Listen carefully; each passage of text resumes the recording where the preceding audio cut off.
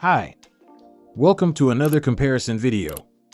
In today's video, I will be comparing the newly announced rugged tablet Oukitel RT8 and its predecessor Oukitel RT7 Titan to see which is better.